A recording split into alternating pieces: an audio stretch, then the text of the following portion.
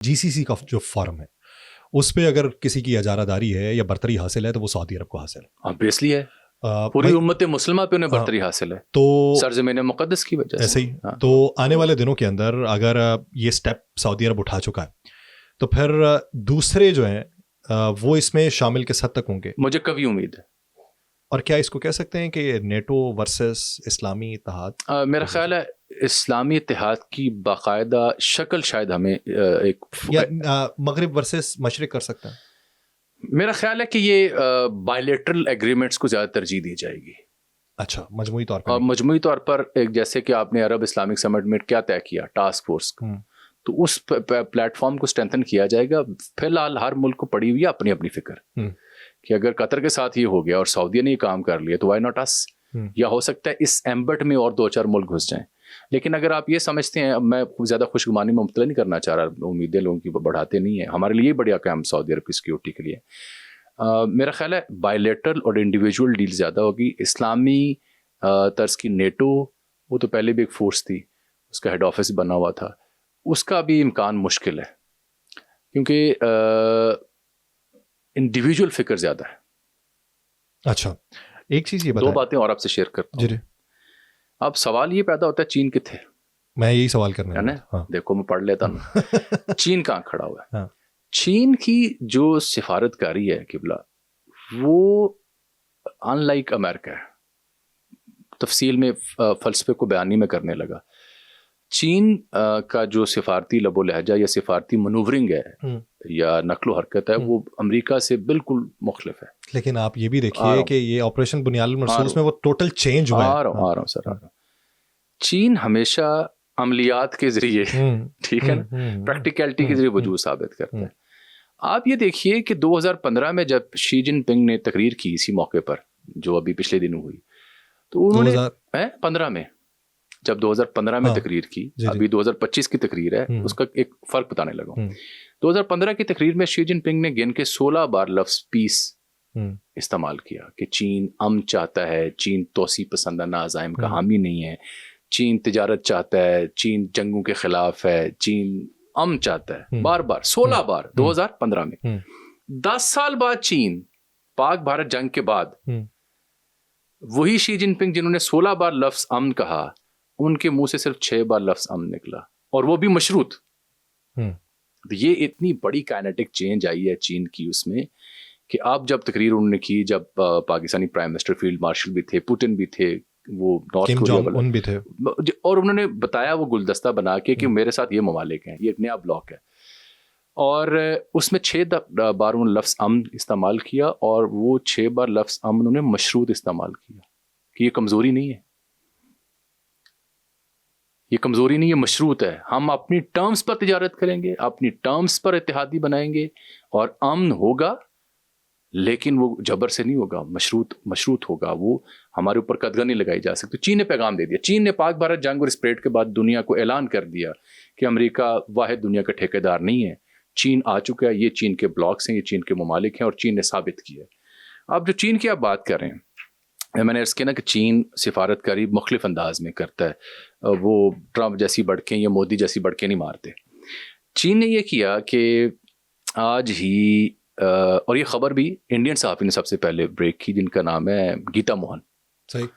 گیتا موہن نے بتایا کہ پاکستان اور چین نے مشترکہ طور پر اقوام متحدہ کی جو سیکیورٹی کونسل ہے وہاں پہ BLA اور اس کے جو سوئسائڈ ونگ ہے, خودکش بمبار کا جو ونگ مجید بریگیڈ ہے, اس کے خلاف ریزولوشن موو کی ہے کہ اس کے اوپر پابندی لگائی جائے, کالعدم قرار دیا جائے. یہ امریکہ پہلے کر چکا ہے, حال ہی میں کیا. لیکن یہ پابندی کیوں اہم ہے کہ, اور یہ اس لیے اہم ہے یہ ریزولوشن کہ جب القاعدہ کا, اسامہ بن لادن کا القاعدہ کے معاملات ہوئے تو اقوام متحدہ میں ایک کمیٹی بنی جس کو کہا گیا القاعدہ سینکشنز کمیٹی. اس کا نمبر ہے 1267 جی. القاعدہ سینکشنز کمیٹی.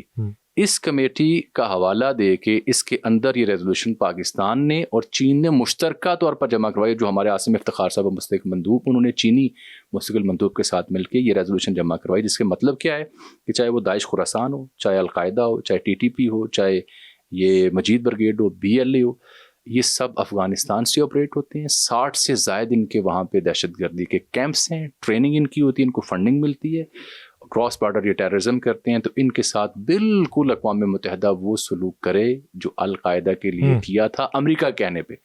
تو یہ اس ایگریمنٹ کے اگلے دن کی پیش رفت ہے کہ چین پاکستان سے پہلے سنیں نا کہ ایگریمنٹ کب ہوا, اور اس سے اگلے دن بالکل چین پاکستان سے مل کے یہ کام کر رہا ہے. مطلب کیا کہ چین کی جو انویسٹمنٹ ہے یا اس کی جو دلچسپی ہے پاکستان میں, اس کا وہ کھل کے اظہار انٹرنیشنل فرنٹ پہ کر رہا ہے تھرو دس ریزولوشن.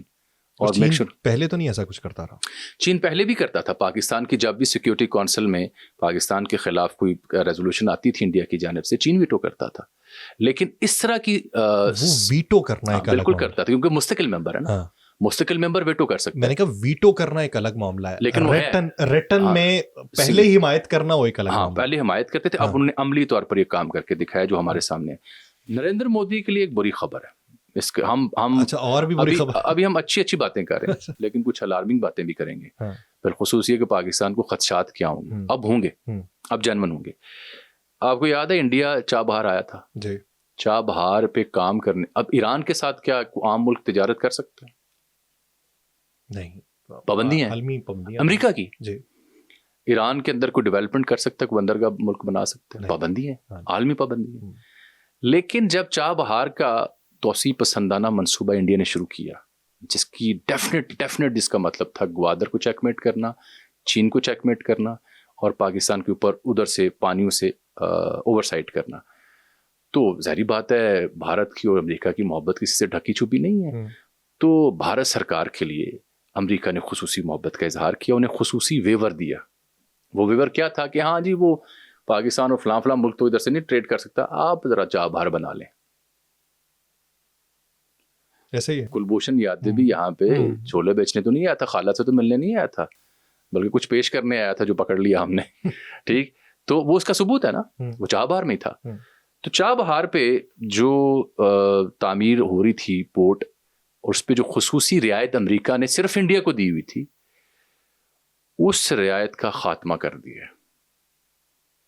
امریکی اسٹیٹ ڈپارٹمنٹ کی 16 یا 17 ستمبر کی ایک اسٹیٹمنٹ تھی جو چھپی رہی, تو وہ انڈین صحافی نے ڈگ آؤٹ کی, جو پڑی ہوئی ان کے ویب سائٹ کے اوپر. انہوں نے کہا جی کہ 29 ستمبر سے آنورڈ ہر وہ شخص, ہر وہ ملک جو ایران کے ساتھ ایسے کسی منصوبے کا حصہ ہوگا, اس پہ وہ رعایت ختم ہو جائے گی, اس پہ وہی پابندیوں کا نفاذ ہوگا جو باقی ممالک کے لیے. اچھا, تو اب انڈیا جو چابہار میں کھڑا ہو کے گوادر چیک میٹ کرنا چاہ رہا تھا, چین کو وہاں سے روکنا چاہ رہا تھا, اس کے لیے ایک اور پرابلم آ گئی. اس کا مطلب ہے کہ لوی ڈبی تو ہوئے پڑے ہیں ٹرمپ مودی کے ساتھ, پیار محبت فون چھون ہیپی برتھ ڈے آگے پیچھے ہو رہا ہے, لیکن ابھی تک ٹرمپ دا وٹ نہیں ہوں, وٹ غصہ جنہوں کہتے ہیں پنجابی چ, وہ وٹ نہیں ہوتا جا رہا مودی تو.